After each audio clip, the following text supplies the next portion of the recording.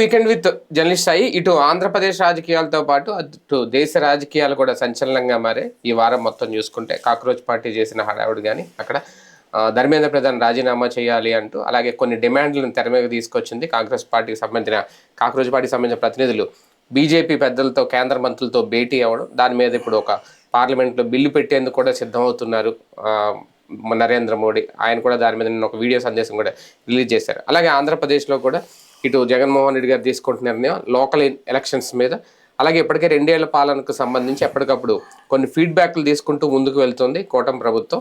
ఖచ్చితంగా గెలుపు తమదే అనుకుంటోంది. వీటన్నిటి మీద చర్చించే ప్రయత్నం చేద్దాం ఇవాళ వీకెండ్ విత్ జర్నలిస్ట్ స్థాయిలో. సార్, ముందుగా దాదాపు నిన్న ఒక IVRS సర్వే వచ్చిన ఫలితాల ప్రకారం 4 లక్షల మంది దగ్గర ఎక్కడ మంది తీసుకున్నారట మొత్తం వీళ్ళు కూటమిలో ఎలా ఉంది ఏంటి అనేది ఫీడ్బ్యాక్. ఒక 5 విషయాల్లో అంటే ప్రభుత్వం అందించే సంక్షేమ పథకాలు కానీ, అందులో అమరావతి కానీ, అలాగే డెవలప్మెంట్ వ్యవహారం కానీ, ప్రధానంగా అన్నా క్యాంటీన్ పరిపాలనకు సంబంధించి వీటిలో తామే ఫస్ట్ ప్లేస్లో ఉన్నాం అనేది ఇది లోకల్ ఎలక్షన్కి సంబంధించి చేస్తున్న సర్వేలు. వీళ్ళు లోకల్ ఎలక్షన్స్కి ఒక అధికారంలో ఉన్న పార్టీ భయపడుతోందా, లేదంటే ఎప్పుడు ఎవరు అధికారంలో ఉన్నా వాళ్ళకి అనుకూలంగా ఉంటాయి ఫలితాలు అనేది అందరికీ తెలిసిన విషయం, కానీ ఇది కీలకం కాబోతుంది ఈ ఎన్నికలు? ఏం లేదు, వాళ్ళకి ఎప్పుడు కూడా ఒక సైకలాజికల్ సాటిస్ఫాక్షన్ కోసం ఈ సర్వేలు ఇంతకు ముందు చేశారు, ఎప్పుడు చేస్తూనే ఉంటారు. ఆ సర్వేల టీం ఎప్పుడు నిజాలు చెప్పదు, అది నిజమే. IVRS ఎవరికి చేస్తారు? వాళ్ళ పార్టీ నాయకులకి చేసుకుంటారు. అందులో అడిగే టాపిక్ ఎట్లా ఉంటది? ఇప్పుడు అన్న క్యాంటీన్ మీద మీ అభిప్రాయం అద్భుతంగా ఉంది, ఏముంది మీరు మనం వెళ్ళి తినొస్తామా, దాన్ని చూసి ఓటేస్తామా? బేసిక్ గా సంక్షేమ పథకాలు అసలు ఏమన్నా ఇస్తే కదా అందేటటువంటిది. అందే వాటిని అందిన వాళ్ళని అడిగారు అనుకోండి బాగుంది అంటారు, మరి మిగతా పథకాలు ఏంటని వాళ్ళు అనరా? అది IVRS లో రాదుగా. బేసిక్ గా మనకు వచ్చిన ఇప్పుడు మీకు సంక్షేమ పథకం సోన్స్ అందిందా, అందలేదు అని చెప్పాం అనుకోండి, అక్కడ ఫీడ్బ్యాక్ చంద్రబాబు గారికి ఏమిస్తారు? వీళ్ళెవరో వైసీపీ వాళ్ళు అయి ఉంటారు సార్ అని ఇస్తారు. అసలు అక్కడ వీళ్ళది ఏంటంటే ఈ టీంలు ఎలా ఉంటాయి అంటే ఈ IVRS సర్వేలు ఇట్లాంటి చంద్రబాబు గారికి సమాచారం ఇచ్చే టీంలు ఆయన ఎలా కోరుకుంటాడో అట్లా మాట్లాడతారు వీళ్ళు. ఏమని బాబు గారికి సార్ కొంత మైనస్ ఉంది సార్, కొంత నెగిటివ్ ఉంది సార్, ఎందుకంటే పూర్తిగా మీకు ఫుల్ పాజిటివ్గా ఉందంటే చంద్రబాబు ఒప్పుకోడు, మరి ఆయన క్లాస్ పీకుతాడు, నమ్మరం. అందుకనే వేసేసి ఈ IVRS పేరుతో డబ్బులు సంపాదించుకుంటారు. ఇది ఏజెన్సీలు, మధ్యంతర ఏజెన్సీలు, వీళ్ళు వేరే తెలుగుదేశం కట్టాభిమానులు అయి ఉంటారు. వీళ్ళు చేసే సర్వేలు కూడా విచిత్రంగా ఉంటాయి అన్నమాట. ఒరిజినల్ ఫీడ్బ్యాక్ బాబు గారికి ఇయ్యరు. ఇంకోటి అసలు సర్వే ప్రశ్న, ఇప్పుడు ఫర్ ఎగ్జాంపుల్ మనమే ఒక ప్రశ్నలో చంద్రబాబు గారి పాలన ఎలా ఉంది, అద్భుతం, బాగుంది అని 2 పెట్టామనుకోండి, మాకు తెలియదు, అది బెటర్. మళ్ళీ బాగా లేదు అనే పదం వాడరు. అద్భుతమా బాగుందా అన్నారు అనుకోండి, మీరు బాగుంది అన్నారు అనుకోండి, మీరు బాగుందని ఎంతమంది అంటారు, అద్భుతమని ఎంతమంది అంటున్నారు. అది అట్లాంటి వ్యవహారాలే నడుపుతారు. ఇంకోటి ఏంటి, IVRS సర్వేలలో లేబర్ ఎక్కడ పార్టిసిపేట్ చేస్తారు చెప్పండి? ఇప్పుడు నా దగ్గర ఉంది, నాది స్మార్ట్ ఫోన్ ఉంది కాబట్టి వాళ్ళు అడుగుతున్నప్పుడు విన్నాక నేను ఆ 1 నొక్కాలా 2 నొక్కాలా, ఇది ఎదురుగుండా స్పీకర్ నొక్కుని కీప్యాడ్ నొక్కుని చేస్తాను నేను. బట్ మామూలు ఫోన్లతో ఉండేవాళ్ళే కదా లేబర్, వాళ్ళకి ఇదంతా ఎక్కడ వర్కౌట్ అవుతుంది? 1, 2లు ఇవన్నీ. ఇంకోటి అంత డీటెయిల్డ్గా వినే అంత ఇది ఉంటుందా? వాళ్ళు సమాధానం చెప్పేస్తా ఉంటారు నోటితో. ఈ 1లు 2లు ఏంటో వాళ్ళకి అర్థం కాదు. అంటే కామన్ మెన్ వ్యవహారం ఎప్పుడు వర్కౌట్ కాదు. ఈ మిగతాది ఎవరైతే ఎడ్యుకేటెడ్, ఫస్ట్ ఇట్లాంటి సర్వేలు చేయాలంటే నీ భజన బోర్లు కాకుండా ఉండాలా, నీ శత్రువులు కాకుండా ఉండాలి, తటస్థులకి పని అప్పచెప్పాలి. రెండవది జెన్యూన్ ఫీడ్బ్యాక్ అడగాలి, అంతేగాని ఏది మనల్ని సంతృప్తి పరిచే ఫీడ్బ్యాక్ కాకూడదు. ఇప్పుడు ప్రభుత్వం మీద వ్యతిరేకత నన్ను అడిగితే ఇంతకు ముందున్న ఏది దారుణమైన వ్యతిరేకత లేదు, అట్లాగని అద్భుతమైన అభినందన లేదు. ప్రస్తుతం ఈ 2 ఏళ్ల పాలన తర్వాత చూసినప్పుడు వ్యాపారులు సంతోషంగా ఏం లేరు ఈ ప్రభుత్వం. ఎందుకంటే సంక్షేమ పథకాలు అందక కొనటం లేదా, లేకపోతే జనంలో కొనుగోలు శక్తి పడిపోయిందో తెలియదు, వాళ్ళు కొనుగోలు చేయట్లేదు. వాళ్ళు కొనుగోలు చేయకపోతే వ్యాపారాలు ఎక్కడ ఉంటాయి? నీకు సింపుల్ లాజిక్ ఏంటంటే రియల్ ఎస్టేట్ ఎప్పుడైతే పడిపోయిందో రియల్ ఎస్టేట్లో ఎక్కువ కొనేది ఎవరు? వ్యాపారస్తులు. అవును. మామూలు మనకి ఒక ఫ్లాట్ ఒక ఇల్లు జీవితంలో ఒకటే కోరుకుంటాం, అంతే అండి. అంతే తప్పించి 10 ఎకరాలు కొందాం, 5 ఎకరాలు కొందాం, 4 ఇళ్ళు కొందాం, 6 ఇళ్ళు కొందాం అనుకోం మనం. వ్యాపారస్తులు అయితే కనుక ఒకటి పడి ఉంటుందిలే మనకి, మన తర్వాత తరాల వాళ్ళకి ప్రాపర్టీ అని అక్కడ కొంత అక్కడ కొంత కొంటుంటాడు. డబ్బులు చేతిలో ఉన్నప్పుడు కొని పడేసి పక్కన పెట్టుకుంటే ఒకవేళ ప్రాబ్లం వచ్చిన రోజు అమ్ముకుని మళ్ళీ మనం సెట్ చేసుకోవచ్చు అనుకుంటాడు. వ్యాపారస్తుడి దగ్గర డబ్బు లేదు కాబట్టి నీకు అమరావతిలో రియల్ ఎస్టేటే నడవట్లేదు, నువ్వు ఇంకెక్కడికో వెళ్ళక్కర్లా. నీ రాజధాని ప్రాంతంలో అదేది సింగపూరు, జపాను, మలేషియాలకు పోటీ పడిపోయేటటువంటి భవిష్యత్తు నగరంలో కొనడానికి ఇప్పుడు ఎవడు లేడు అంటే అర్థం ఏంటి? ఇక్కడ వ్యాపారస్తుడి చేతిలో పైసలు లేవు. పైసలు లేని వ్యాపారస్తుడు అబ్బా నాకు జగన్ దుర్మార్గుడు, మా చంద్రబాబు నాయుడు దేవుడు, ఈయన ఉంటే చాలు నాకు వ్యాపారం లేకపోయినా అనుకుంటాడా? ప్రాక్టికల్గా మాట్లాడితే లేదు అక్కడ. అదే సందర్భంలో ఉద్యోగులకు సంబంధించి ఒక సెక్షన్ ఆఫ్ ఉద్యోగులు సంతృప్తితో ఉన్నారు. ఎవరయ్యా అంటే ఈ మొన్న సిపిఎస్ పర్మనెంట్ అయిన వాళ్ళు. రెండవది జగన్తో పోల్చుకుంటే కొన్ని బెనిఫిట్స్ బాగానే ఉన్నాయి అనుకున్నటువంటి వాళ్ళు, వాళ్ళ వరకు ఓకే. కానీ ఉద్యోగుల్లో అనేక మందిని వేధిస్తున్నారు వీళ్ళు. ఆ వేధింపులకు బలవుతున్న వాళ్ళు సచివాలయ ఉద్యోగులు ఉన్నారు, వాళ్ళు దారుణంగా వేధింపబడుతున్నారు. 1,500,000 కుటుంబాలు వాళ్ళు అయితే సంతృప్తితో ఉంటారా ఎక్కడన్నా? వీళ్ళు వచ్చాక బాగుందని. ఇంతకు ముందు ఇక మిగతా వాళ్ళు లంచాలు తినే ఉద్యోగుడు హ్యాపీ. జగన్ టైంలో లంచాలు తినే అవకాశం లేకుండా పోయింది, అదే కడుపు మంటుంది. ఆ మంట ఇప్పుడు తీరుతోంది కాబట్టి లంచాలు తినే ఉద్యోగి హ్యాపీ. కానీ ఇక్కడ వీళ్ళు చెప్తుంది ఏంటంటే పరిపాలన టాపిక్ వచ్చింది కాబట్టి క్షేత్రస్థాయిలో ఆఫీసులకు వెళ్లకుండా, అలాంటి అవసరం రాకుండా వాట్సాప్ గవర్నెన్స్ అనే పాలన తీసుకొచ్చాం, దాంతో చాలా హ్యాపీగా ఉన్నారు. నిజంగా అది గ్రౌండ్ లెవెల్లో ఆఫీస్కి వెళ్లకుండా నిజంగా సక్సెస్ అయింది అనుకోవచ్చు. నాకు తెలిసి ఆ మొక్క చెప్పారు అంటే చంద్రబాబు గారిని నిలువున ముంచుతున్నారని అర్థం.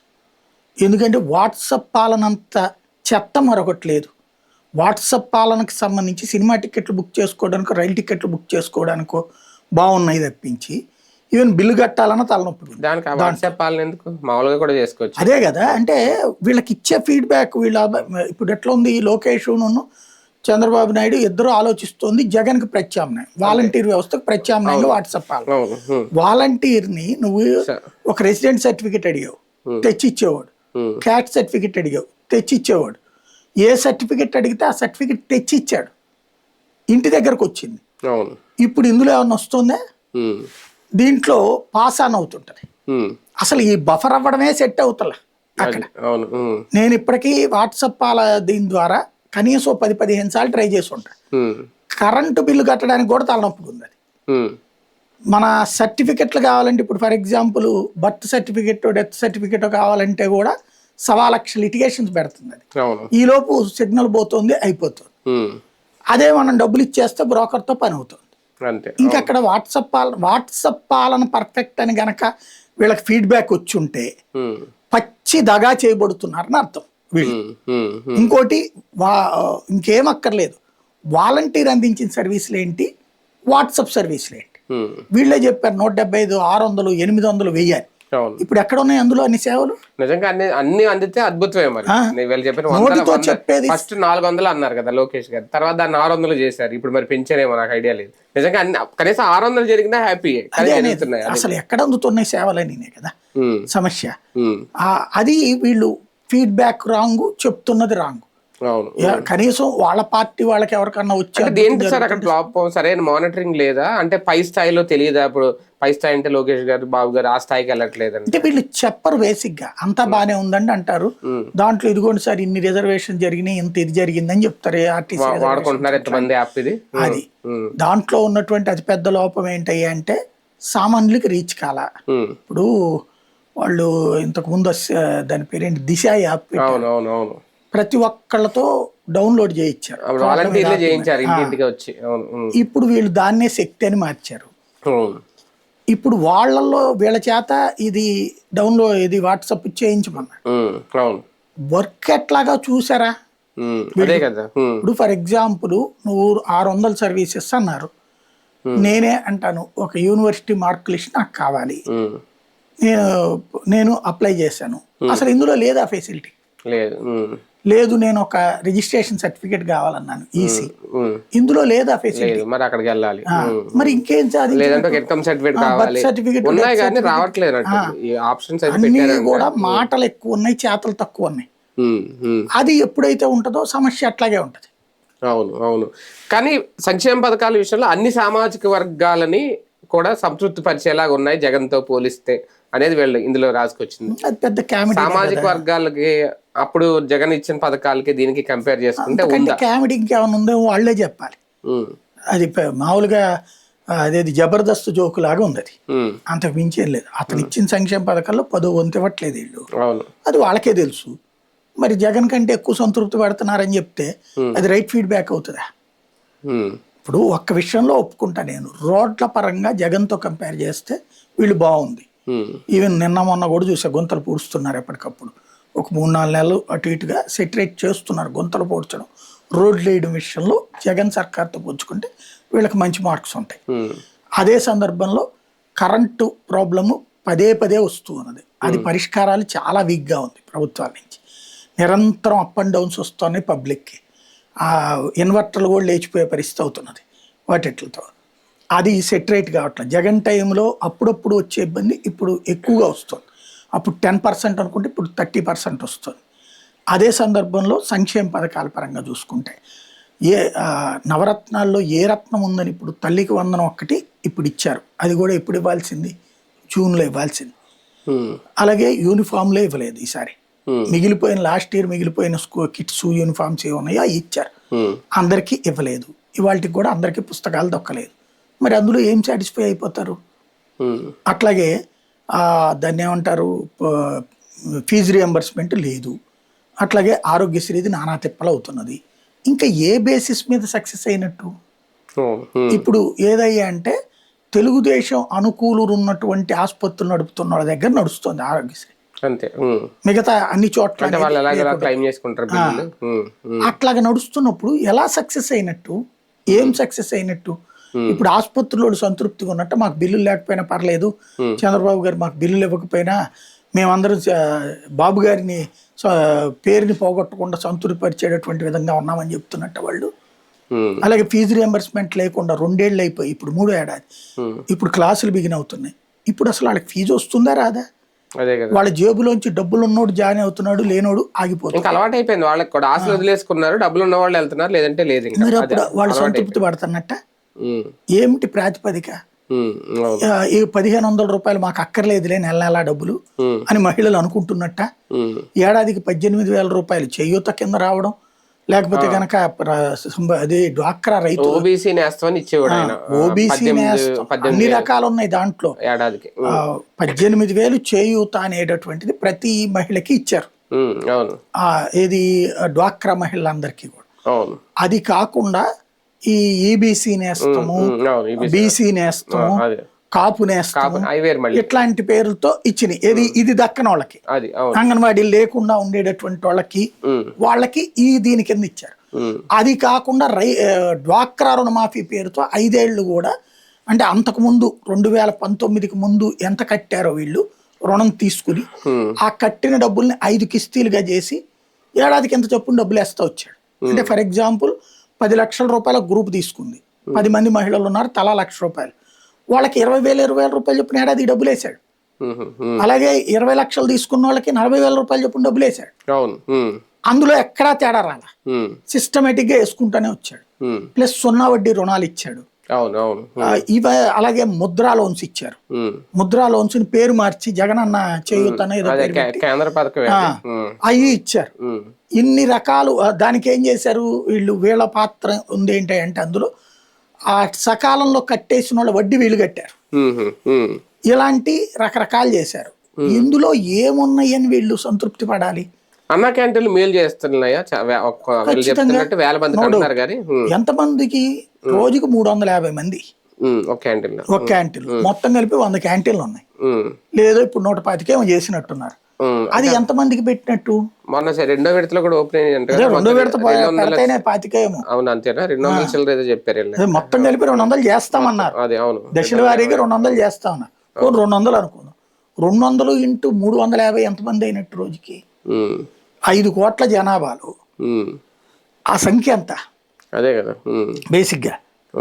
బట్ అక్కడ మంచి ఆహారం దొరుకుతోంది 3 పూట్ల. అంటే అక్కడ జగన్ చేయలేని వీళ్ళు చేశారు, జగన్ ఆపేసింది వీళ్ళు మళ్ళీ రీస్టార్ట్ చేశారు. అలా చెప్పుకోవడానికే తప్ప ఇప్పుడు ఆ ఇదివరకు రోజుల్లో ఉన్నటువంటి ఆర్థిక పరిస్థితుల్లో జగన్ టైంలో ఉన్న ఆర్థిక పరిస్థితుల్లో అన్నా క్యాంటీన్కి వెళ్ళి తినాల్సిన అవసరం తక్కువ ఉంది. ఇవాళ రోజు మళ్ళీ అన్నా క్యాంటీన్ దగ్గర క్యూలు కడుతున్నారు, నేను చూసా రీసెంట్ గా క్యూలు కడుతున్నారు పొద్దున్నే. అంటే ఏంటి పరిస్థితి?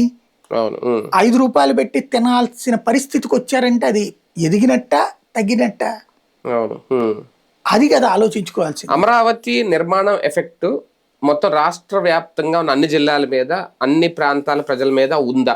89% మంది అంట వీళ్ళు రాసిన లెక్క. 89% మంది మళ్ళీ ఇదే పరిపాలన కొనసాగాలి, లేదంటే అమరావతి ఆగిపోద్దని ఆలోచన చేస్తున్నారు అని ఉండొచ్చు. అమరావతి విషయం అంటే మొత్తం ఉత్తరాంధ్ర దగ్గర నుంచి ఇటు అనంతపురం, చిత్తూరు వరకు ఉంటుందా? జగన్ వస్తే అమరావతి డిస్టర్బ్ అవుతారు అన్నటువంటి ఫీలింగ్ అయితే బలంగా ఉంది. అమరావతి ప్రాంత ప్రజలకే కదా సార్, వీళ్ళందరికీ ఇప్పుడు ఉత్తరాంధ్రకో లేదంటే మా గోదావరి జిల్లాకి ఇక్కడ ఏం సంబంధం ఉంటది? అంటే రాజధాని అని కదా, అమరావతి అనే ఊరు గురించి కదా. అవును, అదే రాజధానిని డిస్టర్బ్ చేస్తాడు జగన్ వస్తే. ఎందుకంటే రీసెంట్ స్టేట్మెంట్ల వల్ల ఏదైతే మావిగన్ అంట వరకు బానే ఉంది. పరిపాలన మారుస్తాను అనకూడదు. దాంట్లో విజయవాడ, గుంటూరు, మచిలీపట్నం కలుపుతానంటలో తప్పు లేదు. అది వదిలేసేసి ఇప్పుడు 10,000 కోట్ల రూపాయలతో మళ్ళీ నువ్వు మొదటి నుంచి బిగిన్ చేసేది ఏంది ఇక్కడ? అదే కదా, అవసరం లేదు కదా. దాన్ని అట్లుంచి విజయవాడ, గుంటూరు, తెనాలని, మంగళగిరి అన్నిటి కూడా కలుపుతాను, మచిలీపట్నం దాకా కలిపేస్తాను అంటే అయిపోతుంది. అక్కడ ఒక క్లారిటీ లేదు అతనికి. తను చెప్పే దాంట్లో క్లారిటీ లేదు. ఒకటి విజయవాడ, గుంటూరు, మచిలీపట్నం కలపడాన్ని నేను సమర్థిస్తా, కానీ మళ్ళీ అక్కడ తీసేసి ఇక్కడ సెక్రటరియట్లు కడతానంటే పనికి మాలిపడి. అక్కడ అట్లాగే ఉంచి పరిపాలన విస్తరణ జరగాలి, అభివృద్ధి జరగాలి. ఇప్పుడు హైదరాబాద్లో సెక్రటేరియట్ ఏం మార్చలా, దానికి హైటెక్ సిటీ యాడ్ అయింది, దానికి మియాపూర్ యాడ్ అయింది, దానికి యువతలో ఉన్నటువంటి ప్రాంతాలకు యాడ్ అవుతుంది. తీసుకొచ్చి కలపలేదు. ఇప్పుడు కలుపుకొచ్చారు కదా, హైదరాబాద్ లో GHMC లో కలిపారు. నేను అనేది డెవలప్మెంట్ ఎక్స్టెన్షన్ అనేది ఆటోమేటిక్ గా అది ఇక్కడ కూడా అట్లా చేస్తానని చెప్పాలి. అంతేగాని రేపు పరిపాలన మేము అక్కడే, ఆ బిల్డింగ్లు మళ్ళీ కొత్త కట్టడం ఏమి ఉండదు, అడ్మినిస్ట్రేషన్ అంతా అక్కడి నుంచినే నడుస్తుంది. అదనంగా ఈ ఊళ్ళు 3 కలుపుతాము అని చెప్పాలి. అలా అర్థమయ్యే విధంగా చెప్పడానికి జగన్ నిరాకరిస్తున్నాడు. ఇదే జగన్ పట్టించుకోవట్లా. నేను అన్నాను, మావిగన్ అన్నగానే సపోర్ట్ కొట్టారు, 100% దానికి మద్దతు పలికారని వాళ్ళు చెప్పుకుంటున్నారు. అదే సందర్భంలో వ్యతిరేకిస్తున్నారు అని అన్నాను నేను మావిగన్ అనే పేరును వ్యతిరేకిస్తున్నారు, కానీ ఊరు విస్తరించి ఉండాలని జనం కోరుకుంటున్నారు. కానీ జగన్ వస్తే అక్కడ ఉన్నది మళ్ళీ నాశనం చేసి అట్లా వదిలేసేసి మళ్ళీ కొత్త కడతాడేమో అన్న భయం అయితే ఉంది.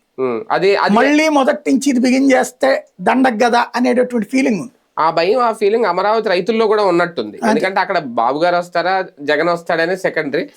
మా నిర్మాణాలు ఆగిపోకూడదు, మేము ఇచ్చిన భూములకి, మా పొలాలకి న్యాయం జరగాలంటే ఇది కంటిన్యూ అవ్వాలి. ఆ కంటిన్యూ చేస్తాం అనేది అక్కడ ఈగో ప్రాబ్లమా ఎందుకు, లేదంటే అమరావతికి నేను వ్యతిరేకిని అని ఆయనే చెప్పేసుకుంటున్నారా జగన్? ఇక్కడ తన సమస్య ఇవాళ గురించి ఆలోచించట్లేదు. ఇవాళ రాబోయే 25-30 ఏళ్ళే ఇద్దరు చూసుకుంటున్నారు.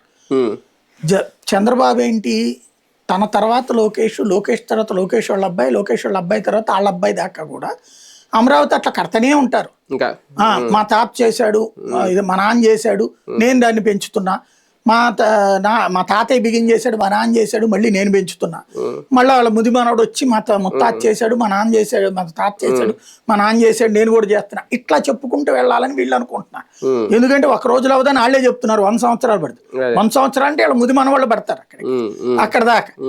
అది వాళ్ళు చెప్పుకుంటూ వెళ్ళడం అంటే తన భవిష్యత్ తరాలకు కూడా తనైతేనే డెవలప్మెంట్ అన్నటువంటి కాన్సెప్ట్ ని చంద్రబాబు నాయుడు ప్రొజెక్ట్ చేసుకుంటున్నారు. అమరావతి రైతులకు కూడా తెలుసు ఇది ఇప్పట్లో 2 ఏళ్ళు 3 ఏళ్ళు 10 ఏళ్ళు కావదు, 30 ఏళ్ళు పడుతుంది అనేది అక్కడ రైతులే మాట్లాడుతున్న పరిస్థితి కనబడుతుంది. ఆ 30 ఏళ్ళు కాకపోతే బాబు గారు కంటిన్యూ అయితేనే అవుతుంది అనేది కూడా వాళ్ళకు ఉంది. అది ఎలా సాధ్యం అవుతుంది? మరి అదే కదా వాళ్ళు అనుకునేది, అదే కదా జగన్ అనేది.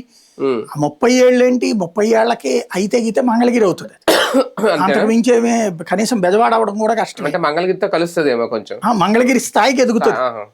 ఆ తర్వాత గుంటూరుకి ఎదగడానికి ఇంకో 30 ఏళ్ళు, విజయవాడ దాకా ఎదగడానికి ఇంకో 30 ఏళ్ళు పెట్టుకుంటే 100 ఏళ్ళు పడుతుంది. ఎందుకంటే బేసిక్గా విజయవాడ ఏమన్నా కొత్తదా కాదు కదా.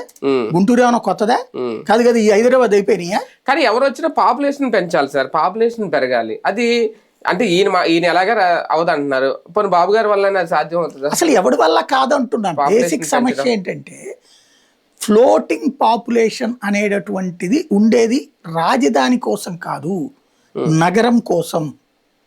ఇప్పుడు కేరళలో త్రివేంద్రం క్యాపిటల్గా ఉంటుంది, కానీ నేను త్రివేంద్రం చూశాను.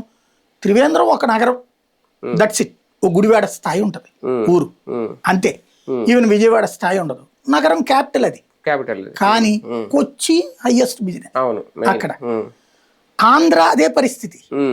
అమరావతి క్యాపిటల్, విశాఖపట్నం హైయెస్ట్, అంతే. మరి ఇప్పుడు అందుకే భోగాపురం ఎయిర్పోర్ట్ అక్కడ కట్టారు అంతే. ఎందుకు అంటే ఈవెన్ రేపు పొద్దున వీళ్ళు ఇక్కడ ఇంటర్నేషనల్ ఎయిర్పోర్ట్ కట్టు, స్టేడియం కట్టు. ఫస్ట్ సింపుల్ లాజిక్ అంటే ఇక్కడ వీళ్ళు మిస్ అవుతున్నటువంటి లాజిక్ ఏంటంటే, నేను ఇక్కడికి ఎందుకు రావాలి అమరావతికి? ఇప్పుడు నేను హైదరాబాద్ వెళ్ళింది అయితే సెక్రటేరియట్ చూడడానికి కాదు, హైకోర్టు చూడడానికి కాదు, లేకపోతే అసెంబ్లీ చూడటానికి కాదు. నాకు అక్కడ ఉద్యోగం కోసమో ఉపాధి కోసమో వెళ్తా, అవి ఉంటాయి. లేదా వినోదం కోసం వెళ్తా, అవి ఉంటాయి. వ్యాపారం కోసం వెళ్తా, అవి ఉంటాయి, సాగుతాయి అక్కడ, అంతే. అవును, అందుకోసం వెళ్తా. నేను బెంగళూరు వెళ్ళినా, చెన్నై వెళ్ళినా, హైదరాబాద్ వెళ్ళినా. ఎమ్మెల్యేలతో నాకేం పని, సెక్రటేరియట్తో నాకేం పని, ముఖ్యమంత్రితో నాకేం పని? హైకోర్టులో కేసులు ఉంటే ఆ కేసుల వరకు చూసుకుంటాను, కానీ అక్కడ నేను ఎందుకు సెటిల్ అవుతాను? ఇది కామన్ సెన్స్. మీకు చెన్నై అయినా, హైదరాబాద్ అయినా, బెంగళూరు అయినా సక్సెస్ అయిందంటే అవి నగరాలు. నగరాలలో పాలన ఒక పార్టు. ఇక్కడ పాలనా రాజధానిది. ఇందులోకి నేను ఎందుకు రావాలి? దానికోసమే వీళ్ళ ప్రయత్నం వీళ్ళు చేస్తున్నారు. కాలేజీలు పెట్టించడం ఇవన్నీ మీరు ఒకసారి గుర్తుకు తెచ్చుకుంటే ఇవన్నీ నేను మాట్లాడి మనం మాట్లాడుకున్నది డిబేట్లో. ఫ్లోటింగ్ రప్పించండి రా బాబు, కొంచెం ఏదో ఒకటి. ఎందుకు రావాలి? కాస్త స్కూల్లో కాలేజీలో పెడితే కనీసం ఫ్లోటింగ్ అని ఉంటుంది. మన అదేది అమీర్పేట అను JNTU లాగా అన్నటువంటిది. బట్ వీళ్ళు చేస్తున్నది ఏంటంటే తప్పు. నగరంతో కలపకపోవడం తప్పు అంటున్నాను నేను. నగరంతో కలిసినప్పుడు ఇప్పుడు హైదరాబాద్లో ఉన్నటువంటి వాడు LB నగర్ నుంచి JNTU దగ్గరికి వెళ్ళడం ఇష్టపడతాడు, కానీ రంగా అదేది దాని పేరు మెదక్లో ఉన్నోడైతే JNTU దగ్గరికి రావాలని కోరుకోడు కదా, వాడి ఏరియాలో చదువుకోవాలని కోరుకుంటాడు కదా కామన్గా. అయితే గనక ఇక్కడ వీళ్ళు ఆలోచించాల్సినది, ఇప్పుడు అక్కడ యూనివర్సిటీ ఇస్తున్నావు నువ్వు విపరీతంగా. యూనివర్సిటీలో ఆ ప్రాంతం డెవలప్ అవ్వాలంటే ఎట్లా సాగాలి? యూనివర్సిటీలో హాస్టల్ కాదు, బయట ప్రైవేట్ హాస్టల్స్ ఉండాలి. మీరు ఒకసారి ఆ తెనాలి రూట్ చూడండి, విజ్ఞాన్ దగ్గర చూడండి. విజ్ఞాన్ దగ్గర లోపల ఉన్నాయి హాస్టల్స్, కానీ వాళ్ళు అక్కడే కాకుండా బయట ప్రైవేట్ హాస్టల్ దగ్గర దగ్గరగా 100 ఉన్నాయి.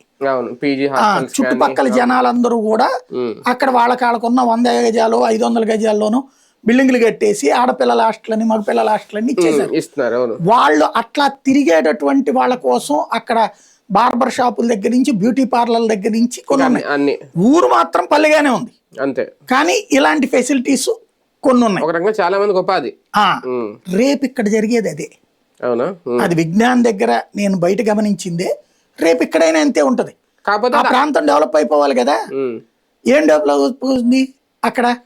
ఎప్పటిది విజ్ఞాన్ యూనివర్సిటీ, కానీ అది అక్కడ వరకే పరిమితం అవుతుంది. మరి అదే కదా. ఇప్పుడు ఆల్రెడీ విట్ వచ్చింది సార్, మరి కానీ విట్ వచ్చినా ఇప్పుడు మీరు చెప్పినట్టు అయ్యేం రాలేదు మరి చుట్టుపక్కల. ఇంకా అవి కూడా రానియట్లేదు వీళ్ళు, అది ఇంకొంచెం నాశనం. ఇప్పుడు మీరు అన్నట్టు ఆ ప్రైవేట్ బ్యూటీ పార్లర్ లో బార్బర్ షాప్ లో ఏం లేవు అక్కడ విట్ దగ్గర. లేదంటే అమృత్ యూనివర్సిటీ ఏం రాలేదు. అంటే దానికి ప్రాబ్లం ఉంది. కారణం ఏంటంటే ఇక్కడ బయట ప్రైవేట్ భూమి ఉంటది, కొనుక్కుంటారు, అమ్ముకుంటారు. అక్కడంతా గవర్నమెంట్ భూమి. ఇప్పుడు వీళ్ళు ప్లాట్లు ఇచ్చాక రేపు పొద్దున అందులో కన్స్ట్రక్షన్స్ ఇప్పుడు బిగిన్ చేశారు కదా ప్రైవేట్, అవి పూర్తయితే అప్పుడు కాస్త ఉంటాయి. కానీ ఆ విట్ పక్కన ఇస్తారని గ్యారంటీ ఉంది. విట్టోడితో వీళ్ళు ఏం చేశారంటే వీళ్ళకి ఆ యూనివర్సిటీల మీద కంట్రోల్ లేదు. విట్ కానీ SRM కానీ వీటి మీద వాళ్ళ రూల్ ఏంటో తెలుసా? మీకు మీ పిల్లలు డే స్కాలర్స్ కింద not allowed, must and should hostels. అది ఆ ఊళ్ళల్లో ఉన్నటువంటి వాళ్ళు మొన్న పెద్ద గొడవ చేశారు యూనివర్సిటీ ముందు. అవును, వాళ్ళకి లేదంట. యాక్చువల్ గా వాళ్ళకి అక్కడ రైతులు ఇచ్చిన భూములకి డిస్కౌంట్ మీద తీసుకోవాలి, అందులో లేకపోగా. ఇంకో విచిత్రం ఏంటంటే రోజు మా ఇల్లు పక్కనే కదా, నేను వెళ్ళొస్తానంటే అయినా సరే నువ్వు హాస్టల్ ఫీజు కట్టాలి. అది హాస్టల్ ఫీజు కట్టి ఇంటికి వెళ్ళి రావు. ట్యూషన్ ఫీజు కట్టి, అడ్మిషన్ కట్టి, డొనేషన్ కట్టి ఇంకేముంటది అంటే వాళ్ళ స్వార్థానికి ప్రభుత్వం చేతిలో ఏం లేదు. దెన్ అప్పుడు ఎట్లాగ సాధ్యం అవుతుంది అక్కడ? కాబట్టి ఇప్పుడు ఏదో కొత్త సంస్థలు ఇచ్చే చోటనన్నా సరే, లేదా వీళ్ళతోనైనా ఏం బాబు గారు 10 సార్లు ఇనాగరేషన్ పోయారు అందులో, ఆ ప్రోగ్రామ్ ఈ ప్రోగ్రామ్ కానీ వాళ్ళతో చెప్పలేరా ఏమయ్యా మీరు ఏదేంది డే స్కాలర్ని అలౌ చేయని అంటున్నారట, డే స్కాలర్ అలౌ చేయండి అని చెప్పాలి కదా.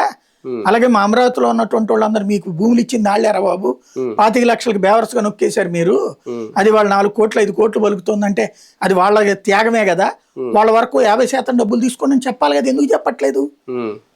త్యాగధనుల్ని ముంచుతున్నారు, సంపాదించుని ఇంకొంచెం సంపాదించుకునేలా చేస్తున్నారు. ఇలాంటి స్వార్థం ఉన్నప్పుడు సక్సెస్ ఎట్లా ఉంటది? ఇప్పుడు అక్కడ వాళ్ళు ఏం కోరుకుంటున్నారంటే కేవలం అప్రధనవంతులు మాత్రమే బ్రతికేటటువంటి ఒక అద్భుతమైనటువంటి నగరం కావాలని కోరుకుంటున్నారు. వాళ్ళైనా అక్కడికి ఎందుకు వస్తారు, ఎలా వస్తారు? అదే అనేది అక్కడ ఆ క్లారిటీ మిస్ అవుతున్నారు. అంటే భవిష్యత్తులో అదేది హెలికాప్టర్లు హోటల్ మీద దిగి, కాలేజీలో హెలికాప్టర్ దిగి ఆ స్థాయి బలిసినోడు అక్కడ బతకాలి అనేది వాళ్ళు కోరుకుంటున్నారు. అంటే దాని పేరేంటది, అమెరికాలో ఇప్పుడు ఈ సాఫ్ట్వేర్ కంపెనీలన్నీ ఉండేటటువంటి వ్యాలీ ఉంది కదా, సిలికాన్ వ్యాలీ, ఆ టైప్ లో అనుకుంటున్నారు. సిలికాన్ వ్యాలీ అనేటటువంటిది ఎంప్లాయ్మెంట్ హబ్, అందులో నివాసం ఉంటాడు. నివాసాల మధ్య సిలికాన్ హబ్ లేదు, సిలికాన్ వ్యాలీ లేదు. ఇక్కడ ఈ లాజిక్ మిస్ అవుతున్నారు. ఇప్పుడు అక్కడ విమానాశ్రయం పెడతారట, బెజవాడోడు గుంటూరు రోడ్ని బలవంతంగా తీసుకెళ్లి అక్కడికే రమ్మంటున్నారు. దానికి ఆ విధంగా బలవంతపు అంటగట్టేటటువంటి వ్యవహారం మీద కాన్సన్ట్రేట్ చేస్తున్నారు. అది కూడా ఎప్పటికీ మళ్ళీ రేపు వీళ్ళు వచ్చి అది పూర్తి కావడం. రేపు ప్రభుత్వం మారింది అనుకోండి, అక్కడ ఎయిర్పోర్ట్ వద్దంట, యాజ్ పర్ నామ్స్ అయితే అక్కడ ఎయిర్పోర్ట్ కట్టకూడదు అమరావతిలో. ఎందుకంటే గన్నవరం ఉండగా ఎక్కడ ఎందుకు కట్టాలి? 60 కిలోమీటర్ల ఇదే ఒక ఇంటర్నేషనల్ ఎయిర్పోర్ట్ 2 ఉంటాయా ఒకే చోట? 30 కిలోమీటర్ల వ్యవధిలో ఇంటర్నేషనల్ ఎయిర్పోర్ట్లు ఉంటాయా? ఎలా అలౌ చేస్తారు అంటే ఒకటి మూసేస్తారట, మళ్ళీ దానికి ఒక దిక్కుమాల కలరింగ్, దాన్ని డొమెస్టిక్ కింద వాడతారు. ఎట్ట వాడతావు? నువ్వు బేగంపేట ఎయిర్పోర్ట్ కట్టాక, శంషాబాద్ కట్టాక బేగంపేటలో నడుస్తున్నదా? ట్రైనింగ్ సెంటర్లు నడుస్తున్నాయి. అట్టాక రేపు పొద్దున గన్నవరం ముచ్చబోతున్నారు వీళ్ళు. ఇది దోపిడీ కాదా? ఇది పబ్లిక్ లో పాజిటివ్ అవుతుందా రేపు పొద్దున? ఇంకోటి, అసలు ఆ ప్రాంతంలో ఇంటర్నేషనల్ ఎయిర్పోర్ట్ ఎందుకు? నువ్వేమంటున్నావు? విజయవాడ గుంటూరు ఇవన్నీ భాగమే అంటున్నావు కదా. అదేదో గన్నవరం ఎయిర్పోర్ట్ తొందరగా ఇప్పటికే ఇంటర్నేషనల్ చేశారు, ఇంకా డెవలప్ చేయదాన్ని. దీనికోసం ఎంత భూమి తీసుకుని వాళ్ళందరి కడుపు కొట్టే కంటే ఉన్నదాన్ని చేసుకోవచ్చు కదా. ఇప్పుడు అశ్విని దత్ వీళ్ళందరి దగ్గర భూములు తీసుకుని ఎందుకు అక్కడ తీసుకుని దానికి ప్లాట్లు ఎక్కడ ఇచ్చారు కదా అమరావతిలో. మరి అక్కడ తీసుకుంది నువ్వు భూసేకరణ చేసిందేమో దాన్ని విస్తరించడానికి, అక్కడ తీసుకుని మళ్ళీ ఇక్కడ ఇంకోసారి ఎయిర్పోర్ట్ కడతానంటే ఏంది? ఇక్కడ దరిద్రం ఏంటంటే జగన్ దాన్ని అడ్రస్ చేసే విషయంలో, అమరావతి విషయంలో ఫెయిల్ అవుతున్నాడు. ఇప్పటికి కూడా 10 మందితో కూర్చుని ఒపీనియన్స్ తీసుకోవట్లేదు అతను, తన అభిప్రాయాన్ని రుద్దేస్తున్నాడు. అది అసమర్థతగా ఉంది, జనానికి ఆమోదయోగ్యంగా లేదు.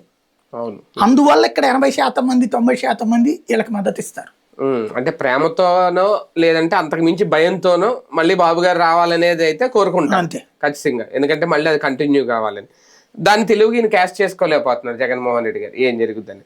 కానీ ఒకటి సార్, వైసీపీ విషయంలో ఇప్పుడు ప్రధానంగా ఉత్తరాంధ్రలో 2 ఇష్యూస్ ఈ వారంలో. మొన్న మధ్యన తమ్మినేని ఆయన మీద వచ్చిన భూ కబ్జా వ్యవహారం, లేదంటే వాళ్ళ ఫ్యామిలీ మీదకి వచ్చింది. ఇప్పుడు తర్వాత అదే ప్రాంతానికి సంబంధించి సిద్దిరి అప్పలరాజు గారు, ఆయన కూడా అరెస్ట్ చేశారు, ఆయన కుమారుడు. ఇప్పుడు వాళ్ళిద్దరూ ఒకే జైల్లో ఉన్నారట. మరి ఎంతవరకు ఇది అంటే ఇది టార్గెట్ చేస్తున్న దాంట్లో భాగంగా వీళ్ళు బుక్ అయ్యారే అనేది ఒకటి ప్రతీకార రాజకీయం. వైసీపీకి ఇది ప్లస్సా మైనస్ అంటే ఖచ్చితంగా మైనస్ అవుతుందా?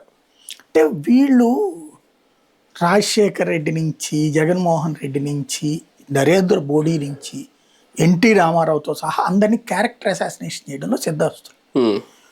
వాళ్ళైతే వాళ్ళు దైవాంశ సంభూతులని, అవతల వాళ్ళైతే దుర్మార్గులు రాక్షసులని చూపించుతారు.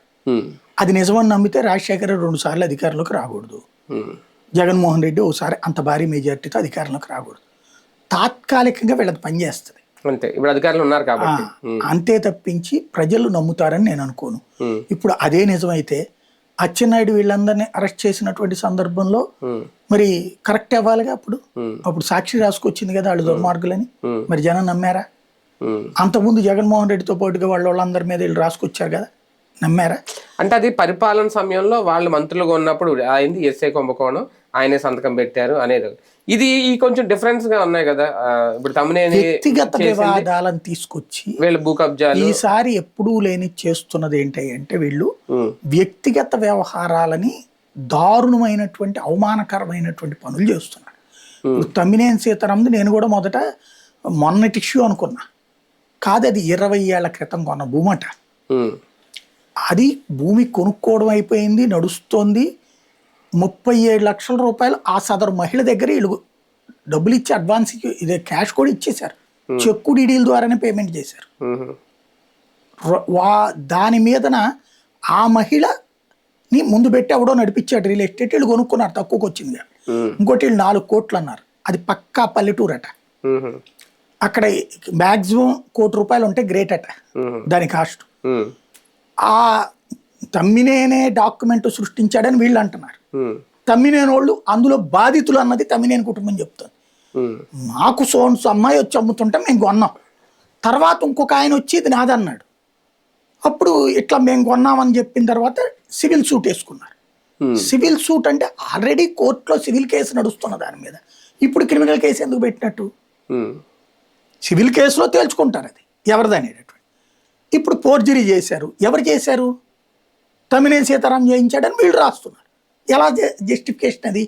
ఆ అమ్మాయి నేను సోన్సు అతని కూతురునని చెప్పి ఒక కాగితం పట్టుకొచ్చుకుంది, దాని ఆధారంగా భూమి వీళ్ళకొక్కళ్ళకి కాదు అమ్మింది, చాలా మందికి అమ్మింది. వీళ్ళు కూడా వన్ ఆఫ్ ద పేయర్స్ అందులో.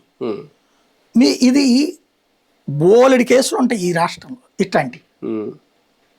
ఇట్లాంటి బోలెడి కేసులు. ఎందుకు ఇక్కడ ఇట్లాంటిదే కదా అక్కడ గొడవ. అక్కడేమో వెనకేసుకొచ్చారు చంద్రగిరి ఎమ్మెల్యే. చంద్రగిరి ఎమ్మెల్యేని ఎందుకు పట్టుకోలేదు ఆ కేసులో? జ్యోతి ఈనాడే కదా రాసింది. అక్కడ స్వయంగా భార్యాభర్తలు ఇద్దరు వాళ్ళ సొంత ఆస్తిని ఎమ్మెల్యే లాక్కున్నది, డైరెక్ట్గా దానికి అడ్డం వేసేసి కొట్టింది వాళ్ళని. ఆ లాయర్ని చంపడానికి తమిళనాడు నుంచి మనుషుల్ని తీసుకొచ్చారు. ఓపెన్ సీక్రెట్, అది బహిరంగంగా జరిగింది. దాంట్లో ఎమ్మెల్యే మీద ఎందుకు చర్య తీసుకోలేదు? ఇక్కడికి వచ్చేటప్పటికి తీసుకెళ్లి జైల్లో పెడతామని వెంటబడుతున్నారు. ఏ దుర్మార్గం! ఇటు పక్కన మన వాళ్ళు ఏ తప్పు చెయ్యకుండా చేస్తే వెంటనే చర్యలు తీసుకుని అవతల వాళ్ళదంటే ఓకే సరే, మనకి ఇక్కడ కదలలేరు బానే ఉంది. ఆ ఏరియాలో ఉన్న జనానికి తెలుసుద్దిగా, తెలుస్తుంది. అవును, ఆ ఏరియాలో ఆ ఊళ్ళలో ఏం పల్లెటూళ్ళలో పిచ్చోళ్ళు ఏం కాదు కదా, వాళ్ళకి తెలుసుద్ది కదా తమ్మినేని సీతారాం ఎట్లాంటి ఏంటనేది. కాబట్టి ఇది ఎంతవరకు వైబుల్ అనేది నాకైతే ఫస్ట్ అయితే నేను తమ్మినేని సీతారాం ఇదేం తప్పయ్యా అనుకున్నా. వాళ్ళు వెళ్ళిపోయారంట, పారిపోయారు. అది అంటే బెయిల్ ఇప్పుడు ముందస్తు బెయిల్ కోసం అప్లై చేస్తున్నారు, ఈ లోపే అరెస్ట్ చేయించాలన్నది వీళ్ళు ఒత్తిడి చేస్తున్నారు పేపర్ల ద్వారా టీవీల ద్వారా. కాబట్టి అది సహజంగా జరుగుతుంది. ఇప్పుడు మొన్నదాకా సిఐ నాగరాజు అట్టగే రాసుకొచ్చారు, తర్వాత ఇంట్లోనే ఉన్నాడు ఆయన. ఇది జరుగుతుండగా ఈ లోపు సిదిరి అప్పలరాజు వివాదం కలిసి వచ్చిందా? సిదిరి అప్పలరాజు విషయంలో సిదిరి అప్పలరాజు తన కొడుకుని కాపాడుకోవడానికి తప్పు చేసిన మాట వాస్తవం. సాక్ష్యాలు తారుమారు, అందులో ఖచ్చితంగా అతని తప్పు ఉంది. అంటే ముందు అతను ఆ విషయంలో కేసు పెట్టడంలో తప్పు కదా, ఆ గొర్రెల కాపరి మృతికి సంబంధించి నేనే చేశానని ఒప్పుకున్న తర్వాతనే అతన్ని మార్చారన్నది. ఆ విషయంలో అతను తప్పు చేశాడు. సాక్ష్యాలు యాక్సిడెంట్ అయితే కావాలని చేసింది కాదు, కానీ జరిగినప్పుడు ఆటోమేటిక్ కేసు ఉంటది. ఇంకోటి బెయిల్ కూడా వెంటనే వస్తుంది. యాక్సిడెంట్ లో అదేమి యావజ్జీవ కారాగార శిక్షలు పడే కేసులు కాదు, అంటే కావాలని చేసిన కాబట్టి బెయిల్ వచ్చేస్తుంది. అందులో 19 ఏళ్ల కుర్రోడు కాబట్టి. కానీ ఈయన పుత్రోత్సాహం అతిగా పోయి దాంట్లో తప్పు చేశాడు అంతవరకు ఇది. కానీ తర్వాత బయటకు వచ్చిన విషయం ఏంటి, అక్కడ సాధారణంగా యాక్సిడెంట్లు అప్పుడు ఏం చూస్తాం, మొన్న ఒక అతను నేను ఇక్కడ పేపర్ తీసుకోవడానికి వెళ్ళి అతను 2 రోజులు పడి సెలవు పెట్టున్నది షాపు. ఏంటని అడిగితే వాళ్ళ అతను ఎవరినో యాక్సిడెంట్లో చచ్చిపోయారు, 5 లక్షలు ఇస్తామని వాళ్ళు 10 లక్షలు కావాలని వీళ్ళు సెటిల్ చేసుకున్నారు, కేసు లేదు. అక్కడ యాక్సిడెంట్ కేసుల్లో జరిగేది ఏంటంటే కోర్టుల చుట్టూ తిరిగితే ఎవరికి న్యాయం లేదు. యాక్సిడెంట్లో శిక్షలు ఉన్నాయి చట్ట ప్రకారం, కానీ ఎక్కువగా మేనేజే జరుగుతాయి. ఇప్పుడు ఇందులో కూడా తాజాగా బయటకు వచ్చిన లెక్క ఏంటంటే వాళ్ళే సోషల్ మీడియాలో పోస్ట్ పెట్టారు, ఒకళ్ళు ఎవరో కానీ స్టాంప్ పేపర్ల మీద సంతకంతో సహా అయిపోయింది. ₹1,50,000 క్యాష్ తీసుకుని ఇంకొక 8.5 మొత్తం 10 లక్షలకి సెటిల్మెంట్ అయ్యింది. కానీ ఇక్కడ వీళ్ళు దాన్ని ఇరికించాలనుకున్నారు కాబట్టి దాంట్లో వాళ్ళని బెదరేసి మీరు అట్టెట్ట కాంప్రమైజ్ అవుతారని చెప్పేసి కేసు పెట్టించారు.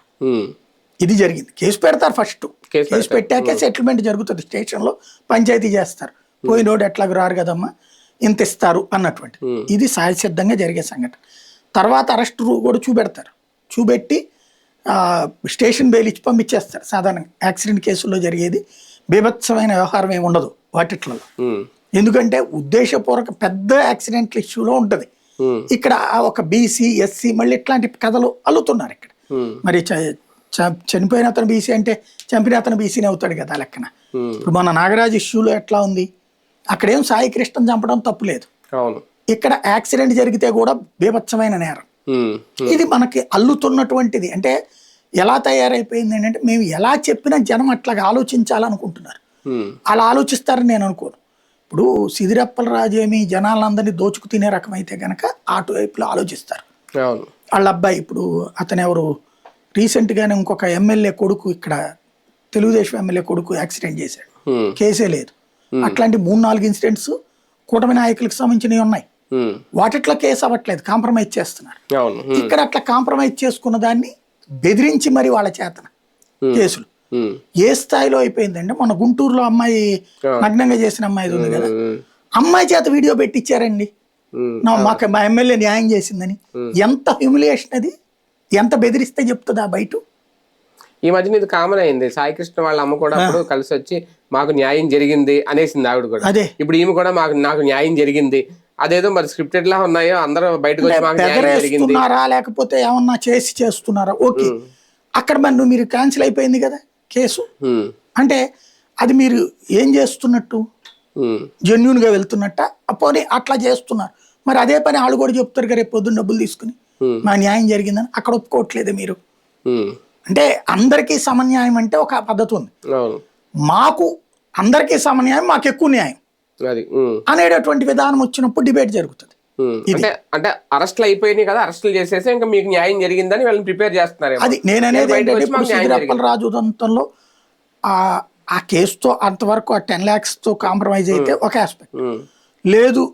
మీరు ఆ సిద్దిరప్పల రాజుని వాళ్ళ అబ్బాయిని లోపల వేయడం ద్వారా సంతృప్తి పడాలనుకుంటున్నారు, గుడ్. మీరన్నా ఇవ్వండి 10 లక్షల వాళ్ళకి, ఎందుకంటే ఆ కుటుంబం రోడ్డును పడింది. మనం వీళ్ళు ఇచ్చారుగా సాయి కృష్ణ వాళ్ళ వైసీపీ వాళ్ళు ఇచ్చారు, వైసీపీ ఇచ్చారు, టీడీపీ అదే అంటారు ప్రభుత్వం అని ఇచ్చిందా, అంబటి రాంబాబు వీళ్ళందరూ వీళ్ళు ఇచ్చారు. ఇచ్చిన తర్వాత ఎదవలు అయ్యారు. అదే అట్లాగుంది.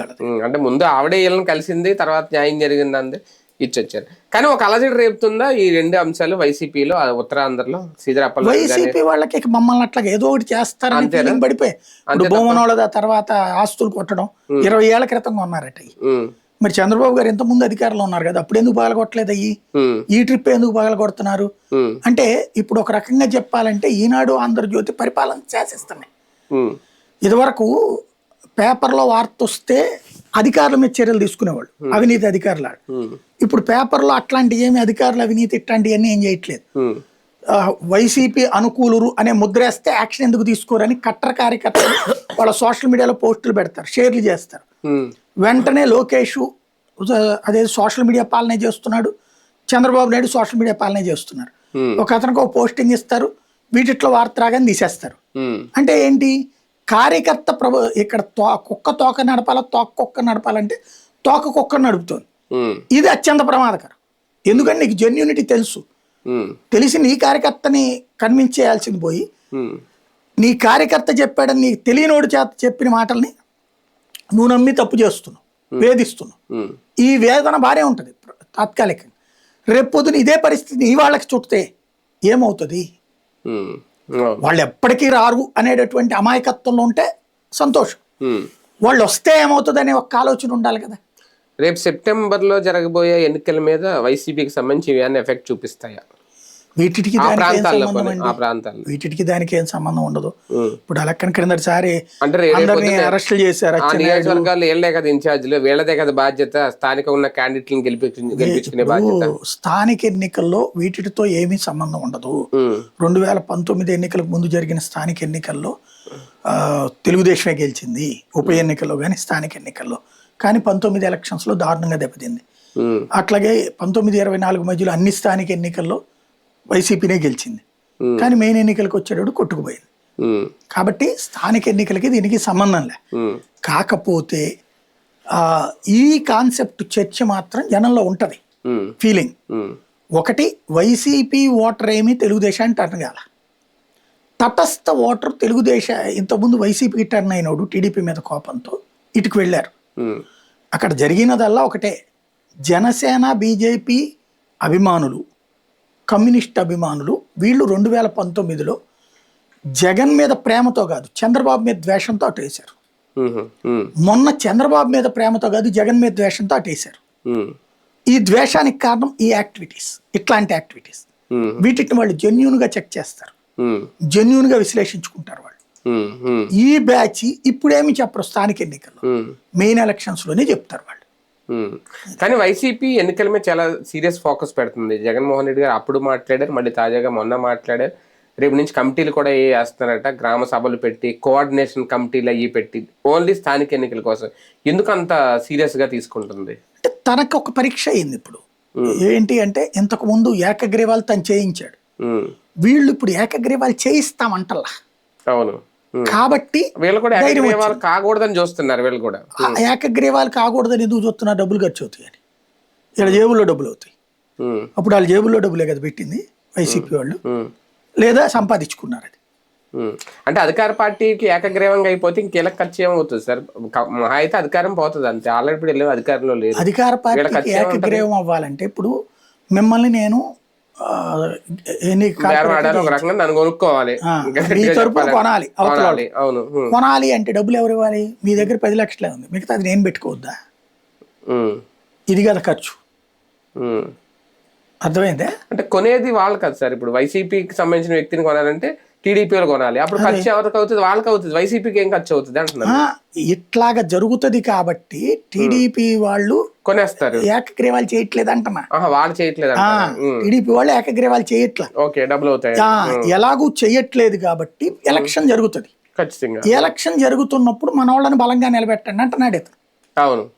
నిలబెడితే ఎంతో కొంత తెలుస్తుంది. ఇప్పుడు మన తెలంగాణలో ఏకగ్రీవాలు తక్కువ నడిచినాయి, ఎక్కడ కూడా ఏకగ్రీవాలు కానీ తక్కువ నడిచినాయి. దాంతో ఏమైంది, మన ఆంధ్రాలో అంత దరిద్రపు ఏకగ్రీవాలు ఎప్పుడు లేదు, జగన్ టైంలో జరిగినంత ఏకగ్రీవాలు. కాబట్టి తెలంగాణలో పోటీ జరిగినప్పుడు గట్టి పోటీ ఇవ్వగలిగింది కదా ప్రతిపక్షం, అక్కడ ఓ ధైర్యం వచ్చింది కదా. మీరు ఇందులో అధికార పక్షం కూడా కంగారు పడుతుందా అని డౌట్ వచ్చింది నాకు. నిన్న ఈనాడు రాసిన వార్త ఏంటి, చంద్రబాబు గారు ఈ కాన్సెప్ట్ తీసుకుంటున్నారట. పాత రోజుల్లో 1999కి ముందు చంద్రబాబు గారు తీసుకొచ్చిన విధానం ఏంటంటే ప్రత్యక్ష ఎన్నికలు, మేయరు, చైర్పర్సను ఇట్లాంటివన్నీ ప్రత్యక్ష ఎన్నికలకు వెళ్ళేవాళ్ళు. ఇది కాదు, పరోక్ష ఎన్నికలు కాదు. అంటే ఇప్పటికి మళ్ళీ మన కౌన్సిలర్లను గెలిపించి కౌన్సిలర్లు చైర్మన్ ఎన్నుకోవడం, లేకపోతే కార్పొరేటర్లను గెలిపించి కార్పొరేటర్లు మేయర్ని ఎన్నుకోవడం, అలా కాకుండా ప్రత్యక్ష ఎన్నికలు జరిగాయి. అలాంటి విధానం గురించి చర్చిస్తున్నారు అని వచ్చింది ఈనాడు. అది నిజమంటే ప్రత్యక్ష ఎన్నికలకు భయపడుతున్నట్టు వీళ్ళు అంతే. ఎందుకంటే కౌన్సిలర్లు కార్పొరేటర్లను గెలిపించుకుని వాళ్ళ చేతన పెట్టుకుంటాం, ఇదంతా కూడా గ్రిప్ ఉంటది, ఎమ్మెల్యే గ్రిప్ ఉంటది. అంటే వీళ్ళ దగ్గర ఇంకో ఆప్షన్ కూడా ఉంటదేమో, అధికారులు ఉన్నారు కాబట్టి నిజంగా భయపడితే ఎన్నికలు పెట్టకపోయినా ఎవరు అడుగుతారు? కొన్ని రోజులు దెబ్బతినేస్తారు.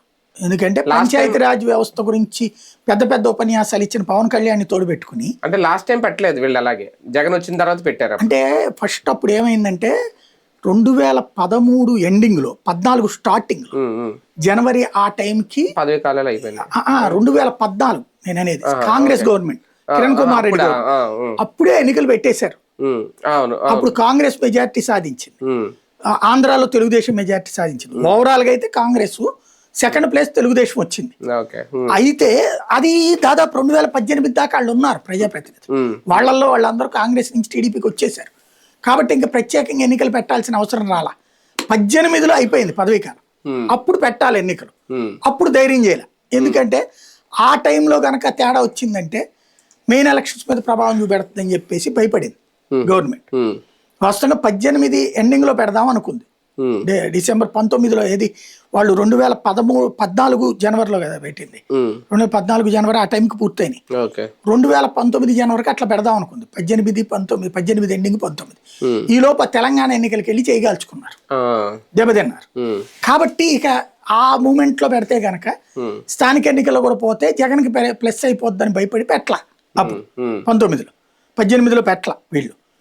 తర్వాత జగన్ రాగానే పెట్టాడు కదా, కాబట్టి ఇప్పుడు వచ్చింది. ఇప్పుడు వీళ్ళకి భయం ఏమేస్తున్నదంటే ఈ సర్పంచుల దగ్గర నుంచి, సర్పంచుల్లో ఒక ప్రాబ్లం లేదు వీళ్ళకి, ప్రత్యక్ష ఎన్నికలు అయితే కనుక బెనిఫిట్ వీళ్ళకి. గతంలో అట్లా సాధించారు. ఇప్పుడు మీకు హైదరాబాదులో తెలుగుదేశం సచ్చిన మేయర్ అయి ఉండేది కాదు, కార్పొరేటర్లు ఈ డైరెక్ట్ ఎలక్షన్ల ద్వారా అయితే, ఇండైరెక్ట్ ఎలక్షన్ ద్వారా. కానీ ఆ ప్రత్యక్ష ఎన్నికలు పెట్టారు. అప్పుడు హైదరాబాద్ తీగల కృష్ణారెడ్డి గెలిచాడు, అట్లాగే విజయవాడ పంచుమర్తి అనురాధ గెలిచింది, కొల్లి శారద గెలిచింది గుంటూరు. ఇట్లాగా వివిధ నగరాల్లో తెలుగుదేశం గెలిచింది పట్టణాలు. ఎందుకంటే ఆ టీడీపీకి అట్లా ఓవరాల్ బల్క్ లో కొట్టింది. ఇండిపెండెంట్ గా ప్రతి division, councillor division, corporation division అన్నప్పుడు కాస్త స్ట్రగుల్ ఎక్కువ అవుతుంది, వర్క్ ప్రెషర్ పెరుగుతుంది, ప్లస్ ఖర్చు పెరుగుతుంది, టెన్షన్స్ పెరుగుతాయి, ఇందులో గొడవలు పెరుగుతాయి. ఇప్పుడు ఫర్ ఎగ్జాంపుల్ ఒక కార్పొరేషన్ లో 4 వీళ్ళు ఉన్నారు, ఏది ఎమ్మెల్యేలు ఉన్నారు. విజయవాడ కార్పొరేషన్ చూస్తే పెనమలూరు ఎమ్మెల్యే ఉంటారు, Vijayawada MLA west, east, central 3 ఎమ్మెల్యేలు ఉన్నారు, 4 టోటల్గా. పోనీ పెనమలూరు వాళ్ళని తీసేద్దాం, 3 ఎమ్మెల్యేలు. ఈ 3 ఎమ్మెల్యేల్లో క్యాండిడేట్లు గెలిచారనుకుందాం, అధికారంలో ఉన్నారు కాబట్టి వీళ్ళే గెలిచారనుకుందాం, మెజారిటీ వచ్చింది అనుకుందాం. వచ్చిన తర్వాత ఎవరికాడేమంటాడు, తన క్యాండిడేట్ మేయర్ కావాలని కోరుకుంటాడు. అది అధిష్టానం మీద ఒత్తిడి, అక్కడ రాజకీయాలు, మళ్ళీ వీళ్ళల్లో వీళ్ళు కొట్టుకు సావడం ఉంటది. మళ్ళీ అందులో ఇప్పుడు జనసేన వాళ్ళకి ఇవ్వాలి కొన్ని, అట్లాగే బీజేపీ వాళ్ళకి ఇవ్వాలి. ఇక్కడ ఇంకొకటి, వైసీపీకి లోకల్ ఎన్నికలు ఒకవేళ జరిగితే రేపు సెప్టెంబర్ లో ఒక ప్రెస్టీజ్ ఇష్యూ అవుతుందా? ఒకవేళ వీళ్ళకి మినిమం కూడా గెలవకపోతే 2 ఏళ్లలో ప్రభుత్వం మీద ఎలాంటి వ్యతిరేకత లేదు, అలాగే వైసీపీ మీద కూడా ఎలాంటి సానుకూలత లేదు అని డిసైడ్ చేస్తాయి ఎన్నికలు. అది ప్రచారం చేస్తారు ఆటోమేటిక్. ఒకవేళ రిజల్ట్స్ అలా వస్తాయి, ప్రచారం ఆటోమేటిక్ గా చేస్తారంటున్నా. అట్లా వస్తాయి. ఇప్పుడు క్రిందటిసారి వైసీపీ అట్లాగే ప్రచారం చేసుకుంది, ఇంక అయిపోయింది టీడీపీ పని, మూసేసుకోవడమే అని. ఎందుకని 10 కార్పొరేషన్స్, జిల్లా పరిషత్ 11 కొట్టేశారు, మున్సిపాలిటీలో 100కి 5 మాత్రం వీళ్ళు గెలిచింది అంతే. అవును, 123కి గాను 5 మాత్రమే టీడీపీ గెలిచింది అంతే. అట్లాంటిది మరి అయ్యిందా? అలాగే ప్రచారం చేస్తారు. వీళ్ళకి ఒక్కటి ఎక్కువ వచ్చింది అనుకోండి, మున్సిపాలిటీ ఒక్క కార్పొరేషన్ వీళ్ళు గెలిచారనుకోండి, రివర్స్ ప్రచారం చేస్తుంది వైసీపీ. సర్ ఎఫెక్ట్ ఉంటుందా సార్ దీని మీద రేపు? ఎందుకంటే ఇమీడియట్ గా జరిగే ఎన్నికలు ఇవే ఉంటది. ఎందుకంటే వీళ్ళు ఇప్పుడు ఇంకా వచ్చాకనే చేస్తామంటున్నారు వీళ్ళు. అంటే ఎన్నికలు 43 లక్షల ఓట్ల గల్లంతే వీళ్ళు ఆల్రెడీ చెప్పేసుకుంటున్నారు కదా వైసీపీ వాళ్ళు. పోయిన ఆ ఓట్లు ఓకే, అది డెత్ అవనివ్వండి, డబుల్ ఎంట్రీలు కానివ్వండి, ఏదైనా అవి రేపు పొద్దున్న ఎఫెక్ట్ చూపిస్తే వీళ్ళ లాస్ అవుతారు. అదేం లేదంటే ఇప్పుడు పోయిన వాటిట్లో ఎవరు కూడా నా ఓట్లు పోయినాయి అంటలేదు, ఇంక ఇప్పుడే కాదు కదా. ఫైనల్ లిస్ట్ వచ్చి అప్పుడు బతికున్న వాళ్ళ ఓట్లు, ఎక్కడున్న వాళ్ళ ఓట్లు పోయినాయి అనుకోండి, అందులో వైసీపీ వాళ్ళు ఎక్కువ ఉన్నారు అనుకోండి, అప్పుడు ఇష్యూ నడుస్తుంది. అది ఇంకా ఇప్పుడే అనలేము దాన్ని. అదే కానీ సర్ర అధికార పార్టీ అంత భయపడట్లేదు వైసీపీతో పోలిస్తే. వాళ్ళు కూడా భయపడుతున్నారు కదా. మొన్న కూడా చంద్రబాబు గారు మీరు సరిగ్గా మానిటర్ చేయట్లేదు అని చెప్తున్నారు కదా బేసిక్ గా. కాకపోతే తెలుగుదేశం పార్టీకి సంబంధించి నాకు తెలిసి నేను విన్నదైతే సర్వేషన్లో డైరెక్ట్ కార్యకర్తల ఇన్వాల్వ్మెంట్ తక్కువ ఉందట. వీళ్ళు అవుట్ సోర్సింగ్ మనుషులను పెట్టుకున్నారట, వాళ్ళట మానిటర్ చేస్తుంది ఈ వ్యవహారం. వాళ్ళకి సరైన అవగాహన లేదు వీటి మీద. చూడమన్నారు, చూస్తున్నారు అంతే. టీడీపీ ఓట్లు పోకుండా చూసుకుంటున్నారు అంతవరకే. సార్ దేశవ్యాప్తంగా నిజంగా ఒక ప్రధాని మీద వచ్చిన అసహనమా కాక్రోచ్ పార్టీకో, లేదంటే కాక్రోచ్ పార్టీకి మద్దతు ఇస్తున్న మిగిలిన పార్టీలకో, లేదు వాళ్ళు అన్నట్టు యువతకో విద్యార్థులకో, లేదు మొత్తం వ్యవస్థనే ఇప్పుడు ఏదో అంటున్నారు కదా నేపాల్గా మార్చాం అలా తీస్తాం, లేదంటే ఇమీడియట్గా ఈయన గద్దె దించేయాలి, ఇది అది ఓకే ఎక్కడో స్టార్ట్ అయిన ఆ పార్టీ నీట్ అనుకోకుండా కలిసి వచ్చి ఒక అంశం ఎక్కడికో వెళ్తుందా? ఎలా చూడాలి దాన్ని? ఏం లేదు. ఇప్పుడు ఈ ఇష్యూని ఎక్స్పోజింగ్ స్టైల్ ఆఫ్ ఫంక్షనింగ్ తప్ప మరొకటి ఏం లేదు. నీటు గురించి ఇప్పుడు కామెంట్లు పెడుతున్న వాళ్ళు నేను అబ్జర్వ్ చేశాను. ఒక 200-300 మందిని చెక్ చేశాను నేను. ఈ 200-300 మందిలో ఏ ఒక్కళ్ళు గతంలో నరేంద్ర మోడీని అభినందించిన వాళ్ళు కాదు. హ్యాటర్స్ ఏనా అందరూ? అంతా మోడీ హ్యాటర్సే. కాకపోతే వేరు వేరు పార్టీల గొడుగుల్లో ఉన్నారు వీళ్ళు. ఇప్పుడు ఒకళ్ళు కాంగ్రెస్, ఒకళ్ళు ఆమ్ ఆద్మీ పార్టీ, ఒకళ్ళు కమ్యూనిస్టు, ఒకళ్ళు బీఆర్ఎస్, ఒకళ్ళు వైసీపీ, ఒకళ్ళు టీడీపీ. ఇప్పుడు ఒక గొడుగు కింద వచ్చారు అందరూ. వాళ్ళందరూ స్టేట్మెంట్లుగా యాంటీ మోడీ. వాళ్ళు ఎప్పుడు యాంటీ మోడీని, యాంటీ మోడీ, యాంటీ హిందూనే వాళ్ళు. ఇందులో మార్పు ఏం లేదు అక్కడ. అంటే అలాంటి వాళ్ళందరికీ ఇది ఒక ప్లాట్ఫామ్ అంతే, అంతకు మించి మార్పు ఏం లేదు. ఇప్పుడు ఒక అంశానికి వీళ్ళు చేసేటటువంటి యాజిటేషన్, ఏ యాజిటేషన్కైనా సరే లక్ష్యం. ఈ లక్ష్యం ఇక్కడ 100 రకాలుగా పలికారు వీళ్ళు. ధర్మేంద్ర ప్రధాన్ రాజీనామా, that it self A wrong. అది వాస్తవంగా కాక్రోచ్ జనతా పార్టీ రైట్ చేసింది ఏంటంటే తమ ఎస్టాబ్లిష్మెంట్ కోసం. ఎందుకంటే ఒక రాజీనామా చేపిస్తే మేము విజయం సాధించామనే వీరుల కింద అవుదాం. కానీ వాళ్ళకి సపోర్ట్ చేసిన సంఘాలన్నీ కూడా ఎందుకు సపోర్ట్ చేసిన వీళ్ళకి తెలియదు. వీళ్ళు అనుకుంటున్నారు మాకు ఇవన్నీ కమ్యూనిస్ట్ సంఘాలు. విషయం ఏంటంటే భారతదేశపు విద్యా సంస్కరణలు మన మొట్టమొదటగా జవహర్లాల్ నెహ్రూ ప్రధానమంత్రిగా ఉన్నప్పుడు ఒక ముస్లిం మంత్రి విద్యాశాఖ మంత్రి, ఆయన నిషాని, చదువు కూడా రాదు, వేలుముద్ర. ఆయన గారు చేసిన పని ఏంటయ్యా అంటే కమ్యూనిస్టులకి మత సంఘాల వాళ్ళకి కలిపి ఈ ఎన్సీఆర్టీ బోర్డు అప్పచెప్పాడు.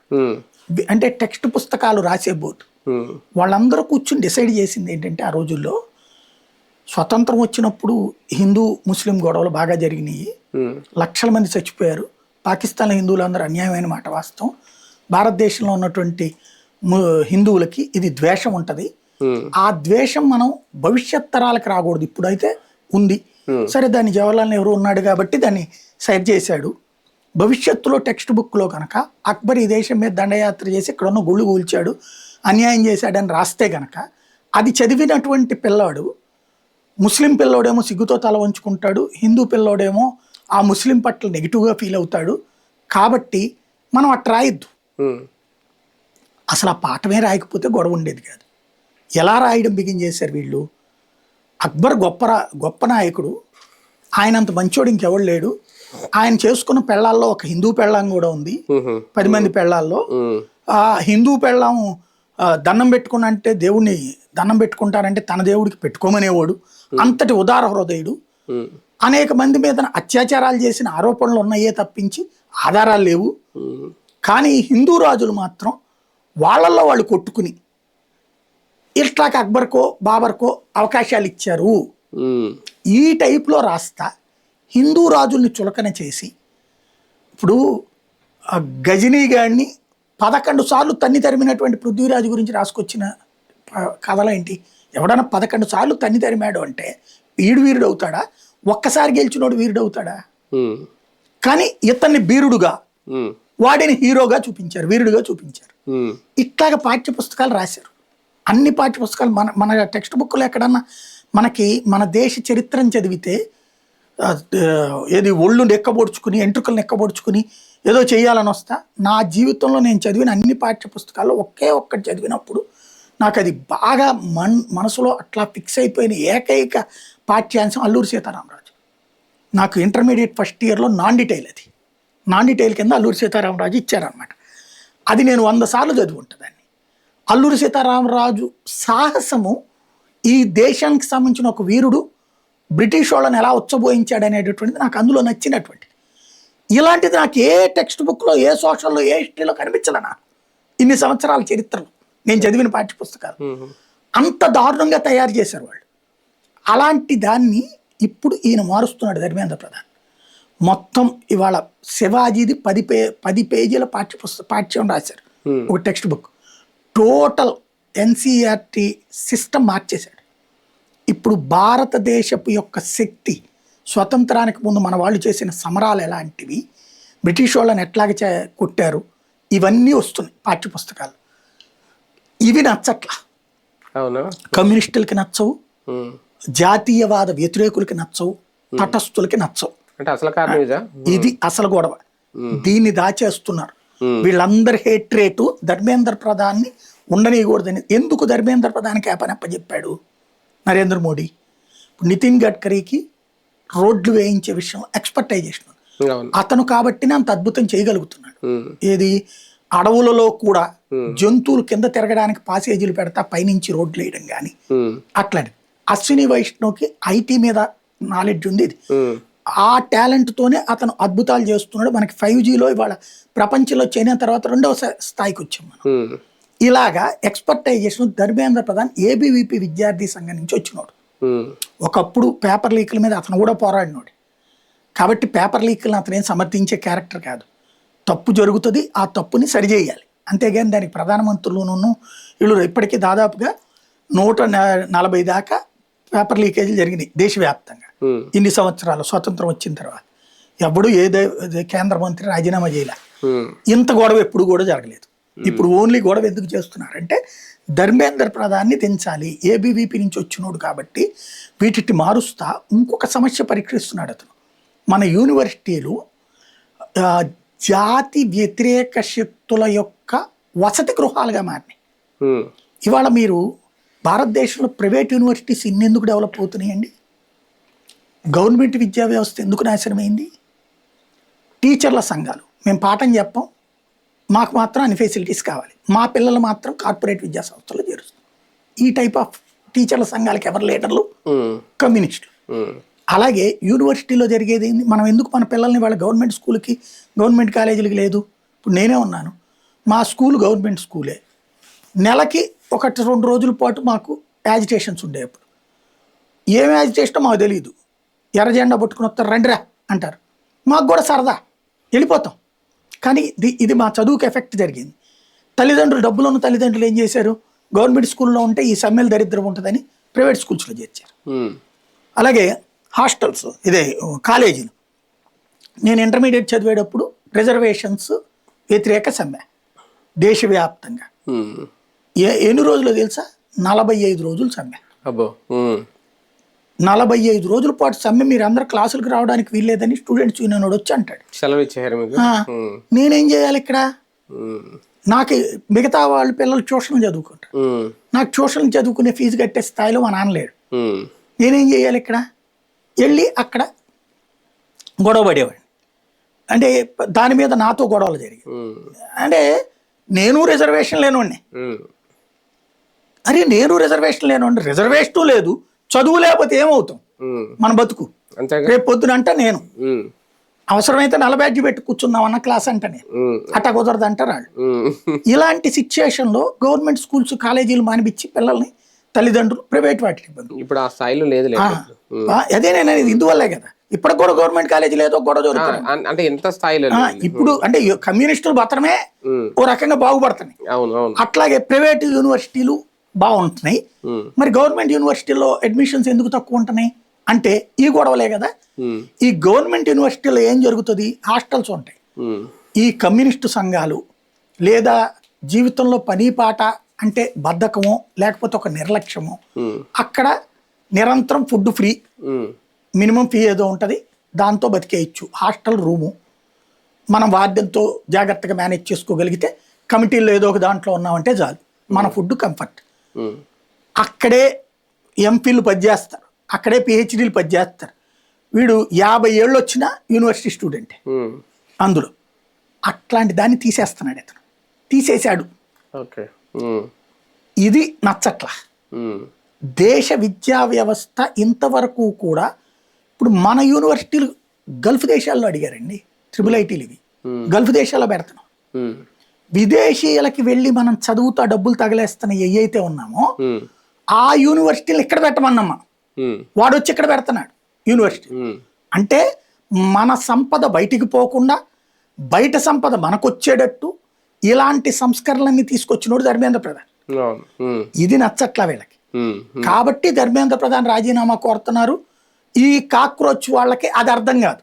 అవును. ఉమ్, దాన్నే ఇప్పుడు నరేంద్ర మోడీ సెటరేట్ చేస్తుంది. ఏంటంటే అరే అబ్బాయిలు పరీక్ష పేపర్ లీక్ అయితే ఎవడు సంతోషపడదు, ఇక్కడ చాలా బాధపడతాము, వాళ్ళు 2వ పరీక్ష రాయడం అంటే ఎంత బాధ ఉంటుందో నాకు తెలుసు, దానికి చర్య కావాలి. ఏం చర్య? వాళ్ళందరూ 2.5 నెలల నుంచి జైల్లోనే ఉన్నారు, బయటకు కూడా రావట్లేదు. నెంబర్ 1. రెండోది వచ్చేటప్పటికి నెక్స్ట్ ఏం కావాలి? పరీక్ష ఇంకోసారి ఇట్లా జరగకుండా ఉండాలి. దానికోసం యాక్షన్ తీసుకుంటున్నాం. బిల్లు ఏదో పెడతా. బిల్లు పెడతామంటున్నారు. అదే సందర్భంలో నెక్స్ట్ నుంచి అంతా ఆన్లైన్ ఎగ్జామ్, ఇక పేపర్ లీక్లు ఉండదు. అప్పుడు అది అవును, ఈ దేశంలో పేపర్ లీక్లు ఎందుకు అవుతున్నాయి? Very simple. ప్రింట్ బయటకు రాకూడదు. అసలు పేపర్ లీక్లు ఎందుకు అవుతున్నాయి దేశంలో? కార్పొరేట్ ఈ ప్రైవేట్ విద్యా సంస్థలు కోచింగ్ సెంటర్లు వచ్చాక ర్యాంకులను చూపించుకునినే వాటికి ప్రమోషన్. అంతే కదా. ఆ ర్యాంకులు సంపాదించుకోవడానికి ఎలాంటి అడ్డదారులైనా తొక్కుతున్నారు. అది అందుకోసమే లీకులు అవుతున్నాయి. అంతే. తల్లిదండ్రులు కూడా గవర్నమెంట్ వాటికి ఎందుకు పంపించరు? వీటిట్లో అయితే డబ్బులు పోతే పోయింది, వాడు ఏ లీక్ చేసినా మన పిల్లల్ని పాస్ చేపిస్తాడని పంపిస్తున్నారు. ఈ సిస్టమ్ ని సెటరేట్ చేస్తానని చెప్తున్నాడు అతను మోడీ. అంతే తప్పించి ధర్మేంద్ర ప్రధాన్ దాని గురించి ఎత్తలేదు అతను. అలాగే పరిహారం అడగడంలో తప్పు లేదు. ఇప్పుడు పరిహారం ఇస్తానంది ప్రభుత్వం. సోనం వాంగ్చుక్ చెప్పింది ఆ విషయంలో, చనిపోయినటువంటి కుటుంబాలకు పరిహారం అని. కాబట్టి వీళ్ళు కోరుకున్న లక్ష్యంలో ధర్మేంద్ర ప్రధాన్ రాజీనామా తప్ప మిగతాది నెరవేరినట్టే. ఆ కాక్రోచ్ పార్టీ వాళ్ళది సంస్కరణలు ఇవన్నీ కూడా. అలాగే బిల్లు ఏకంగా భారీ జైలు శిక్షలు వేసేటటువంటి బిల్లు, అప్పుడు నిర్భయ చట్టం తీసుకొచ్చినటువంటిది, కానీ ఇప్పుడు పేపర్ లీకులకు సంబంధించి ఒక యాక్ట్, ఇవన్నీ. కాబట్టి ఇక ఈ నేపాల్ చేద్దాం అనుకున్న వాళ్ళ ఆశ ఇప్పుడు గల్లంతైనట్టు. ఇంకా లేదు సాగదీశారనుకోండి. వాస్తవంగా ఈ ఉద్యమం ఎవరు క్రియేట్ చేసింది? పంజాబ్ ఎలక్షన్స్ కోసం ఆమ్ ఆద్మీ పార్టీ నిరంతరం ఒక యాక్టివిటీ ఉంటే తప్పించి, అంటే కేజ్రీవాల్ గొప్పోడని ఓటు వేసే పరిస్థితి ఎవడు లేడు ఇప్పుడు. దానికి సాక్ష్యం మొన్న ఢిల్లీలో తనే స్వయంగా ఓడిపోడు, తన నియోజకవర్గంలోనే ఓడిపోడు, తన వార్డులోనే ఓడిపోడు. ఇంత దారుణమైన నాశనం ఎక్స్పెక్ట్ చేయలేదు అతను. ఒకప్పుడు అతను నమ్మారు, 13 ఏళ్ళు నమ్మారు జనం, 15 ఏళ్ల తర్వాత పోయింది ఆ నమ్మకం. కాబట్టి ఇప్పుడు పంజాబ్లో పోయింది అనుకోండి, ఇక ఆమ్ ఆద్మీ పార్టీ ఉనికి దెబ్బతింటది. పంజాబ్లో మొదటిసారి అధికారంలోకి వచ్చింది ఎలాగా? రైతుల పేరుతో ఉద్యమం చేసి 2 ఏళ్ల పాటు రోడ్డు మీద పడుకోబెట్టి దాని కారణంగా. మరి ఏం సమస్య పరిష్కారం అయిపోయిందని చెప్పి వాళ్ళు దీక్ష విరమించారు? సమస్య ఉంటాయి కదా పరిష్కారం అవడానికి. కానీ ఉద్యమం వెనక ఉద్దేశం ఏదైనా, కాక్రోచ్ అనే party okay only social media పార్టీకి అది మిగిలిపోతుందేమో అని అనుకుంటే, ఇప్పుడు జేపీ నడ్డా లాంటి వాళ్ళతో భేటీ అవ్వడం, ఈ ప్రతినిధులు కేంద్ర మంత్రులతో భేటీ అవ్వడం, వీళ్ళు చేసిన యాజిటేషన్ స్పందించి ప్రధాని కూడా ఒక వీడియో రిలీజ్ చేయడం, రేపు బిల్లు పెట్టడం, ఇది వీళ్ళ సక్సెస్ అని కొంతవరకు అనుకోవచ్చు. ఎందుకు అంటే ఆ ప్రెషర్ అది వాస్తవంగా నిన్న ఈ 20వ తారీఖు తర్వాత వచ్చింది. ఇప్పుడు దాకైతే పట్టించుకో, అంటే మన ఢిల్లీలో చేయడం, లేదంటే వీళ్ళ మీద కంటే కూడా రాహుల్ గాంధీ రావడం, అది అంటే ఇందులో రాజకీయం చొప్పిస్తున్నారు కాబట్టి దిగింది. లేదంటే ఆయన రావడం, లేకపోతే తింటూ కూర్చోవడం, ఆ రోజు డాన్స్లు వేస్తా కూర్చుంటే వచ్చిండేది కదా గవర్నమెంట్. నిరసన తీవ్రమైనప్పుడు దాని స్వార్థపర శక్తులు ఎంటర్ అయినాయి. ఇప్పుడు ప్రభుత్వం అర్జెంటుగా దిగడానికి కారణం ఏంటంటే, నిన్న దాడులు చేసిన వాళ్ళల్లో కాక్రోచ్ జనతా పార్టీ కార్యకర్త ఎవడున్నాడు అసలు అక్కడ దాడులు చేయడానికి? వీళ్ళు ముందున్నారు. అసలు వెళ్ళి అభిజిత్ దుప్కే గాడు వెళ్ళి పోలీస్ వెహికల్ కూర్చున్నాడు, ఆ దహియా వెళ్ళినేమో బర్గర్ తింటా కూర్చున్నాడు. అసలు ఎవడు లేడు అక్కడ. ఎవడిష్టం వచ్చినట్టు అటు రాళ్ళు వేసిన వాళ్ళు ఎవరు?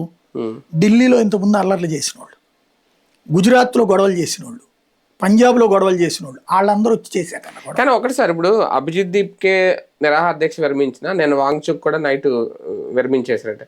వీళ్ళు అంటే సమస్యల మీద పోరాడుతున్నారు కాబట్టి ఒక పరిష్కారం దొరికితే విరమిస్తున్నారు అనుకోవాలా? నిజంగా వీళ్ళ వెనక రాజకీయ శక్తులు బలం ఉంటే అలా చేస్తారా? ఇప్పుడు అభిజిత్ దుప్కే ఎందుకు విరమించాడంటే ఎవడు పట్టించుకోవట్లేదని, ఇంకోటి తన ఆకలి తట్టుకోలేడు, అందుకని 24 గంటలు దీక్ష విరమించేశాడు.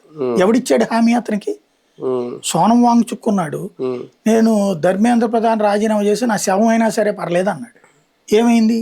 వీళ్ళిద్దరికి అర్థమైపోయింది ఇప్పుడు ఏంటయ్యా అంటే, మనం జస్ట్ ఒక వివాదం సృష్టించాము కానీ దీన్ని మనం పరిష్కరించలేము, ప్రభుత్వం దిగిరాదు అన్నటువంటిది. ఇక్కడ సోనం వాంగ్చుక్ చెప్పేటటువంటిది, ఇంతకుముందు ఇట్లాంటి దీక్ష చేశాడు, నిన్న అదృష్టవశాత్తు ఎట్లాంటి చావులు లేకుండా కంట్రోల్ చేసింది ప్రభుత్వం. ఇంతకుముందు ఇతని దీక్షత టైంలో 8 మంది చచ్చిపోయారు లడఖ్లో, అప్పుడు ఇట్లాగ అల్లర్లే సృష్టిస్తే. ఈ ట్రిప్ అట్లాంటి ఆ కేసులు ఉన్నాయి ఇతని మీద. ఇంకా ఇప్పుడు కూడా జరిగింది అనుకోండి, రేపు యాక్ట్ కింద తీసుకెళ్లి లోపల పెడితే జీవితకాలం జైల్లో ఉంటాడు. జనం మీద ఫీల్ అవుతారని కూడా అమాయకత్వం. ఈరోమ్ షర్మిల అని మణిపూర్లో ఒక ఆవిడ ఉంటుంది, ప్రాజెక్టులు కట్టడానికి వీల్లేదని చెప్పి నిరాహార దీక్ష 28 ఏళ్ళు చేసింది. తిండి కూడా తినేది కాదు, చివరికి ఆమెకి ముక్కులో నుంచి ఫ్లూయిడ్స్ ఎక్కిచ్చేవాళ్ళు. అయినా సరే ఆవిడ దీక్ష చేస్తానే ఉంది. అయినా ప్రభుత్వాలు దిగొచ్చినాయా ఏంటి? అక్కడ మణిపూర్లో ఏది సైన్యం ఉండడానికి వీల్లేదంటది, దేశ రక్షణ. అది ఇది చేసింది బీజేపీ కాదు, అంతకుముందు కాంగ్రెస్ గవర్నమెంట్లో ఉంది. అవును. ఉమ్. మరి ఏం చేశారు? ఉమ్. ఇదే సోనం వాంగ్చుక్ వాళ్ళ నాన్న ఇంతకుముందు ఆమరణ నిరాహారదీక్ష చేశాడు. ఉమ్. లడఖ్కి స్వయం ప్రతిపత్తి ఇచ్చేయండి అంటే సరిహద్దుల్లో ఉన్నదాన్ని దేశంగా వీళ్ళకి ఇచ్చేస్తే వీళ్ళు ఏలుకుంటారు. అది. ఉమ్.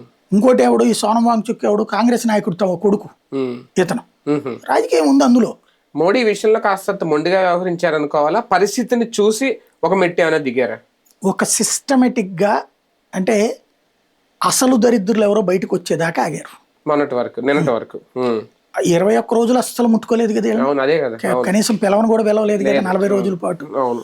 20వ తారీఖు క్యాచ్ చేసినప్పుడు వాళ్ళకి తెలుసు. ఉమ్. మీరు చూడండి, దెబ్బలు తిన్నది జనం కంటే పోలీసులు ఎక్కువ. అవును పాపం. 180 మంది పోలీసులు గాయపడ్డారు. ఉమ్. పోలీసులు మండిపోతుంది వాళ్ళకి, కొట్టని ఎట్లా. ఇదే వీళ్ళు అసలు ఎట్లా ఉంటుందంటే, నిన్న ఒకతను కమ్యూనిస్టు కార్యకర్త, మాజీ కార్యకర్త ఒకతను పోస్ట్ పెట్టాడు సుదీర్ఘంగా. వీళ్ళది కమ్యూనిస్టుల ఉద్యమం ఎట్లా ఉంటుందంటే, నేను ఎస్ఎఫ్ఐలో పనిచేశాను, హార్డ్ కోర్గా చేశాను. ఎస్సీ విద్యార్థుల హాస్టల్స్ దగ్గరికి వెళ్ళాము, ఒక ఏడాది పాటు హాస్టల్స్కి వెళ్ళి అక్కడ చూస్తే, నేను ఎస్సీ అబ్బాయిని, ఎస్సీ మా నాన్న, కాకపోతే గవర్నమెంట్ ఎంప్లాయీ కాబట్టి నాకు ఎప్పుడు కష్టం తెలియదు. అక్కడికి వెళ్తే పురుగులు అన్నం ఏంటి, ఎలకలు కొరకడం ఏంటి, ఇంత దారుణమైనటువంటి నరకాన్ని, ఆడపిల్లల లైంగిక వేధింపులు ఇవన్నీ చెప్తుంటే కళ్ళెమ్మ నీళ్ళు వచ్చినాయి. ఇది ఎట్లయినా పరిష్కారం కావాలని ఒక నాయకుడిగా నేను కోరుకున్నాను. ఆవేశపూరితంగా మాట్లాడేవాడిని. అది చూసి నేను నాయకులకు బాగా దగ్గర అయ్యాను. తర్వాతన రాజశేఖర రెడ్డి ముఖ్యమంత్రిగా ఉన్నప్పుడు చలో హైదరాబాద్ పిలిపించారు. ఈ పిల్లలందరినీ ఎవరైతే నాకు ఆ రోజున చెప్పారో వాళ్ళందరినీ ఎంటబెట్టుకుని వెళ్ళాం. తీరా చూస్తే ధర్నా అన్నోళ్ళు అకస్మాత్తుగా అసెంబ్లీ ముట్టడన్నారు. అసెంబ్లీ ముట్టడంటే అసెంబ్లీలోకి ఎవడ రానిస్తాడు.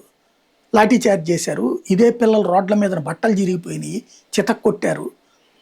వాళ్ళని అందరినీ వెంట పెట్టుకుని వెనక్కి వచ్చాక మళ్ళీ ఈ ఉద్యమం ఏ ఆమరణ నిరాహారదీక్షకి వెళ్ళాలి అని నేను తపన పడతా ఆఫీస్కి వెళ్తే, ఆఫీసులో వాళ్ళందరూ యమా సంతోషంగా ఉన్నారు. నేనేమనుకున్నానంటే సమస్యలు ఏమన్నా పరిష్కరిస్తూ హామీ ఏమన్నా ఇచ్చాడేమో రాజశేఖర రెడ్డి అనుకున్నాను. తీరా చూస్తే మంచి మైలేజ్ వచ్చేసింది మనకి. ఎదిరుగులేదు, ఏడాది అద్భుతం చేసినట్టే మనం అని పండగ చేసుకుంటున్నారు. ఏంది అంటే రక్తం పడుతున్న ఫోటోలు చూసి అదేనంటే వీళ్ళ సంతృప్తి. ఆ తర్వాత మళ్ళీ దాన్ని అక్కడితో అయిపోయింది ఉద్యమం. మళ్ళీ కొత్త ఉద్యమం ఎంచుకున్నారు. ఇట్లా ఉంది, అందుకని నాకు విరక్తి పుట్టింది అని చెప్పుకొచ్చాడు. అలాగా ఉంటుంది వీళ్ళ మనస్తత్వం. నిన్న వీళ్ళు కోరుకున్నది ఏంటంటే రక్తం ఓడిపోయి కుర్రోళ్ళు, పిల్లలందరూ, ఆడపిల్లలు బట్టలు చిరిగిపోయి కనబడాలని అనుకున్నారు. కానీ ఆ హింసలో రక్తం ఓడతా కనిపించింది పోలీసులు, రాళ్ళేస్తా కనబడింది విద్యార్థులు. విద్యార్థుల పేరుతో ఉన్నోళ్ళు, వాళ్ళందరూ విద్యార్థులు అని కూడా నేను అన్నాను.